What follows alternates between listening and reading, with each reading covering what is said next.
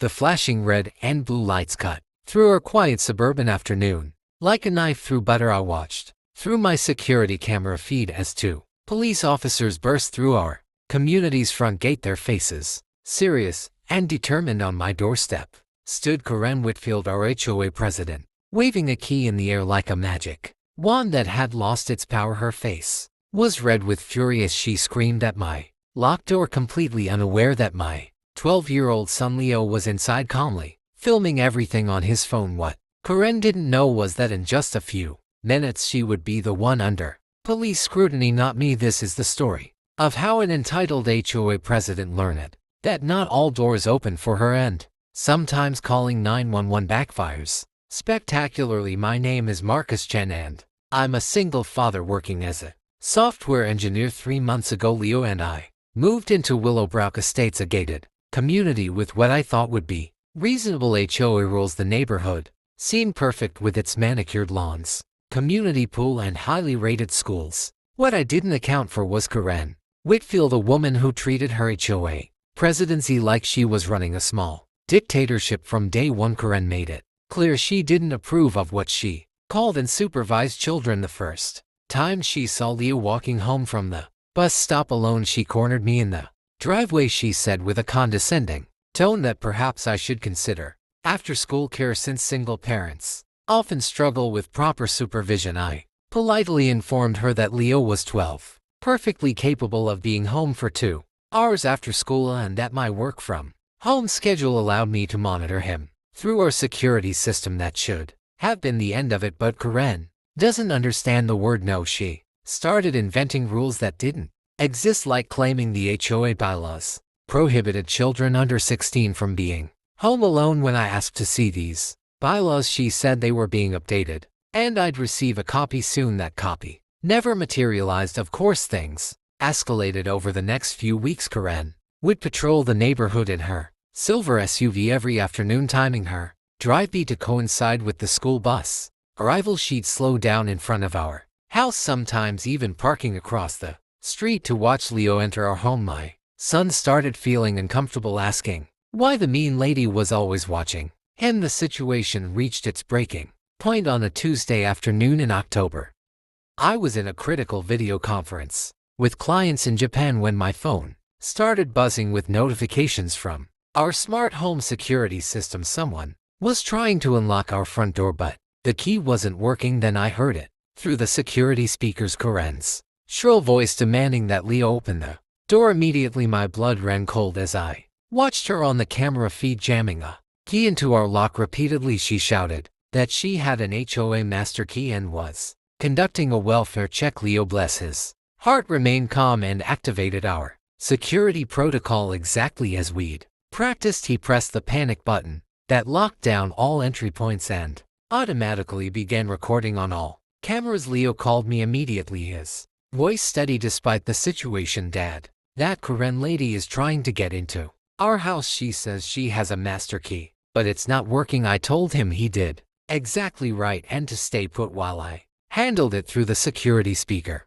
I announced firmly that Karen was trespassing and needed to leave immediately. Instead of leaving, Karen's face turned an even deeper shade of red. She pulled out her phone and I watched in disbelief as she dialed 911. Her voice took on a hysterical tone as she told the dispatcher there was an abandoned child in danger, possibly injured, and she couldn't get inside to help. She claimed she was the HOA president conducting an authorized welfare check and the child's parent was negligent. I immediately called 911 myself, explaining the real situation, that an unauthorized person was attempting to break into my home while my son was safely inside. The dispatcher assured me units were already on the way. I ended my client meeting abruptly and raced home, my mind spinning with anger and concern. By the time I arrived, two police cruisers were already there. Officer Martinez and Officer Thompson stood on my porch looking increasingly skeptical as Karen ranted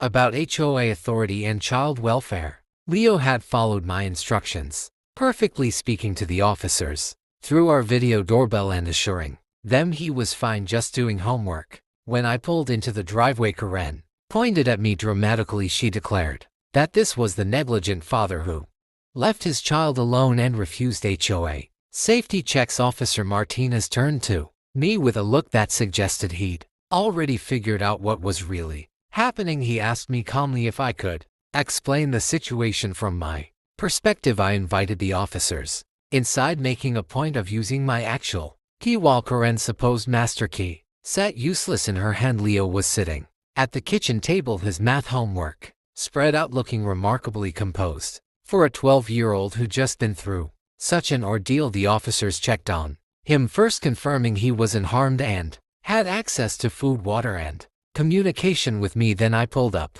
our security footage on the living room TV. The officers watched as Karen approached our door without any prior notice, produced a key, and attempted to enter our home while announcing she had HOA authority to do so. The timestamp showed she'd been trying to get in for nearly 10 minutes before calling police. Officer Thompson asked Karen where she got this supposed master key. Her story began to unravel as she stammered about HOA protocols and emergency access. She claimed that during a legitimate maintenance visit months ago, she'd had a copy made for safety purposes. The officers exchanged meaningful looks when she admitted to duplicating a key without homeowner permission. I then presented my evidence file, which I'd been building since Karen's harassment began. Screenshots of her making up HOA rules, dates and times of her surveillance of our home, and witness statements from neighbors who'd seen her watching Leo. Mrs. Rodriguez from across the street had even provided doorbell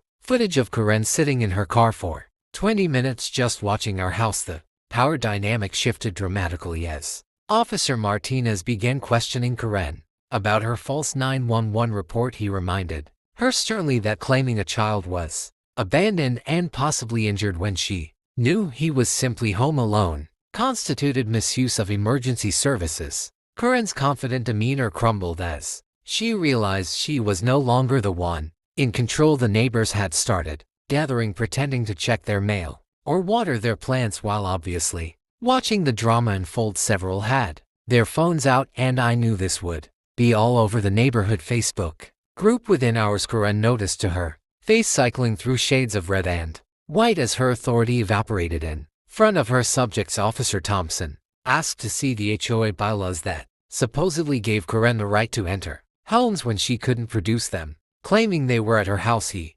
informed her that no HOA agreement supersedes basic property rights and privacy laws. He then delivered the words, "That made my day, ma'am. You're being cited for attempted unlawful entry and false reporting to emergency services." Karen's mouth opened and closed like a fish out of water. She sputtered about her position and responsibilities, but the officers were unmoved as they wrote up the citations. I informed them I would be pressing charges and my attorney would be in contact. The mention of an attorney made Karen's face go pale beneath her perfect makeup. The next HOA meeting was one for the history books. Word had spread quickly about Karen's attempted break-in and false police report. I came prepared with my lawyer, Jacob Morrison, who specialized in HOA disputes. The meeting room was packed, standing room only, as neighbors who usually skip these meetings showed up to witness Karen's downfall. Jacob presented our case methodically. The unauthorized key duplication alone was enough for criminal charges, but combined with attempted unlawful entry, harassment, and false reporting, Karen was looking at serious legal consequences. He also raised concerns about how many other unauthorized keys might exist and demanded a full audit of HOA key policies. Board member after board member distanced themselves from Karen's actions. Tom Bradley, the treasurer, revealed that Karen had tried to pass a motion about mandatory welfare checks without board approval. Sarah Kim, the secretary, produced meeting minutes showing the board had explicitly voted against giving Karen any special authority to enter homes. When it came time for the vote of no confidence, it was unanimous. Even Karen's usual allies couldn't support her after the police involvement. As the results were read, Karen stood up abruptly, her chair screeching against the floor. She announced shakily that we would all regret this when the neighborhood fell into chaos without her leadership. Then she stormed out, her heels clicking angrily against the tile floor. The legal consequences came swiftly. The false REPO or TING charge alone carried a fine of $5,000. The attempted unlawful entry given the premeditated nature of duplicating the key resulted in misdemeanor charges. Her real estate license, which she'd mentioned proudly at every opportunity, was suspended pending investigation. The civil lawsuit my attorney filed sought damages for emotional distress to Leo and harassment. When the final settlement came through, Karen was ordered to pay $15,000 in damages and legal fees. She was permanently banned from holding any HOA position and had to complete 100 hours of community service. The judge also issued a restraining order preventing her from coming within 100 feet of our property. I'll never forget the look on Karen's face when the judge read the verdict. Her carefully constructed world of petty power and control crumbled in an instant. She stood there in her designer suit, tears streaming down her face as the bailiff explained the terms of her probation. The woman who had terrorized our neighborhood with her false authority was finally facing real consequences, and her expression showed she'd never imagined this outcome when she tried to use her fake master key that October.